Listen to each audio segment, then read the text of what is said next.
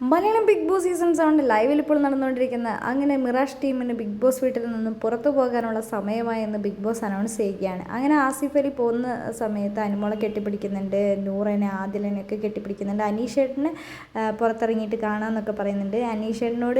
അനീഷേട്ടന് പ്രത്യേക തരം ക്ലൂകൾ കൊടുത്തിട്ടാണ് ആസിഫ് പോകുന്നത്. നിങ്ങൾ പറയുന്ന ഓരോ ഡയലോഗും പുറത്ത് വൻ ഹിറ്റാണ്, നിങ്ങളോട് എല്ലാ സത്യവും എനിക്ക് വിളിച്ച് പറയണമെന്നുണ്ട്, പക്ഷേ എനിക്ക് ബിഗ് ബോസ് പ്രത്യേകം എന്നോട് പറഞ്ഞിട്ടുണ്ട് ഒന്നും തന്നെ പറയാൻ പാടില്ല എന്ന് അനീഷേട്ടനോട് പറയുന്നുണ്ട്. എന്നെ ആസിഫ് സാറിനൊന്നും വിളിക്കണ്ട എന്നൊക്കെ പറയുന്നുണ്ട്.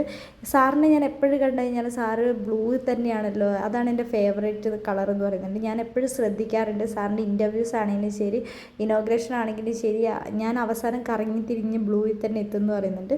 എന്താണെങ്കിലും ജിത്തു സാറിൻ്റെ മുമ്പിൽ ഒരു സ്റ്റോറി പറയാനുള്ള അവസരം കിട്ടിക്കഴിഞ്ഞപ്പോൾ നമ്മുടെ അനീഷേട്ടനാണ് മാസാക്കി കളഞ്ഞത്. അനീഷേട്ടൻ്റെ ടീം തന്നെയാണ് ഫസ്റ്റ് പ്രൈസ് നേടിയിരിക്കുന്നത്.